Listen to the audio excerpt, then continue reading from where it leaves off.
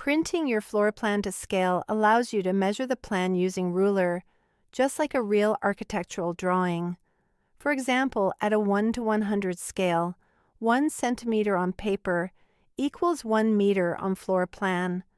Start by designing your floor plan on a canvas that matches a standard paper size like A4, A3, or A2. This floor plan is designed on an A4 canvas. Before printing your floor plan, you can turn off the background grid lines for a cleaner look and turn on the scale bar and north point as scale references.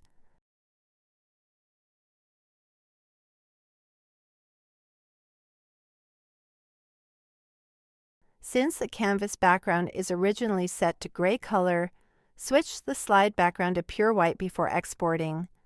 Next, export your file as a PDF. Go to File, then Save As, then Browse, choose your location, and save the slide as a PDF. Open the PDF. This step locks in your layout size and prevents unexpected changes during printing. When printing, look for settings like Fit to Page, Scale to Fit, or Shrink to Fit, and turn them off. Now set your print scale to 100%. Make sure the paper size in your print settings matches the canvas you used, in this case, A4.